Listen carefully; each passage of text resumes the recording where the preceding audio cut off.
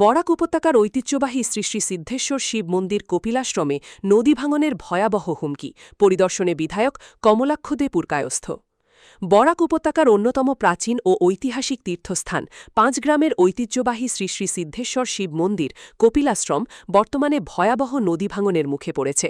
কয়েকদিনের টানা ভারী বৃষ্টিতে বরাক নদীর জলস্তর কিছুটা বৃদ্ধি পাওয়ায় মন্দির সংলগ্ন এলাকায় ব্যাপক ভাঙন দেখা দিয়েছে। ইতিমধ্যে মন্দির প্রাঙ্গণের একটি পাকা বাথরুম নদীগর্ভে তলিয়ে গেছে। পাশাপাশি বাঁশ, কদম সহ বিভিন্ন প্রজাতির বহু গাছপালা এবং প্রায় ২০০ মিটার জমিও নদীতে বিলীন হয়েছে। এদিকে মন্দিরের পাশ দিয়ে যাওয়া গুরুত্বপূর্ণ রেল লাইনও ঝুঁকির মুখে পড়তে পারে বলে আশঙ্কা প্রকাশ করেছেন স্থানীয়রা। পরিস্থিতির গুরুত্ব বিবেচনায় ক্ষতিগ্রস্ত এলাকা পরিদর্শনে যান কাটিগড়ার নবনির্বাচিত বিধায়ক কমলাক্ষ দে পুরকায়স্থ। তিনি মন্দির পরিচালনা কমিটির সদস্যদের সঙ্গে আলোচনা করে ভাঙনের পরিস্থিতি সরেজমিনে পর্যালোচনা করেন এবং দ্রুত বিষয়টি মেন শর্মার সঙ্গে আলোচনা করে প্রয়োজনীয় ব্যবস্থা গ্রহণের আশ্বাস দেন। কাটিগড়া থেকে সমীন্দ্র পালের প্রতিবেদন, ঈশান বাংলা নিউজ। দেবপ্রতিষ্ঠান অর্থাৎ সিদ্ধেশ্বর শিব মন্দিরের উপর আমাদের আধ্যাত্মিকতা এবং আমরা সবসময় সুন্দর থাকে, এটার সঙ্গে আমাদের আবেগ জড়িত। আমরা আধ্যাত্মিকতার পীঠস্থান আমরা বলতে পারি। সবচেয়ে বড় ব্যাপার ছিল আজকে দেখলাম যে ভয়ঙ্কর অবস্থা। এই রেল ট্র্যাক এবং রেল ট্র্যাকের 5 মিটারের মধ্যে অনেক জায়গা সেখানে ইরোশন হয়ে গিয়েছে। আজকে রাত্রে যদি ইরোশন হয় যদি, তাহলে সেটা রেল ট্র্যাক অব্দি চলে আসে।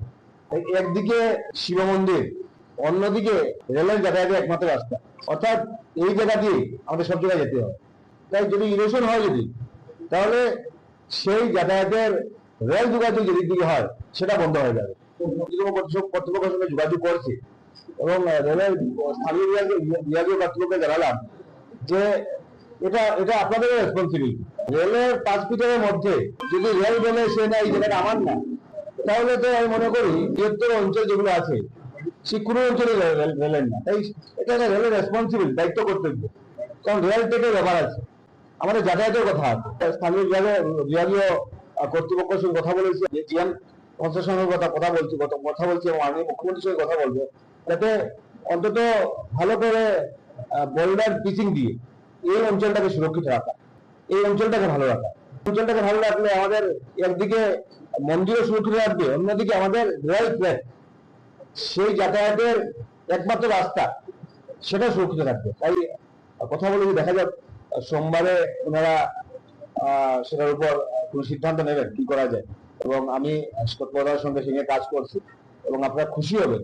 এফওপি অ্যাপ্রুভাল হয়েছে, টেন্ডার হয়েছে এবং সেটা অ্যালটমেন্টও হয়েছে। অশোক কনস্ট্রাকশন সেটার টেন্ডার পেয়েছেন এবং উনি আমাকে বলেছেন যে উইদিন 1 মান্থ সেটা কাজ শুরু হবে।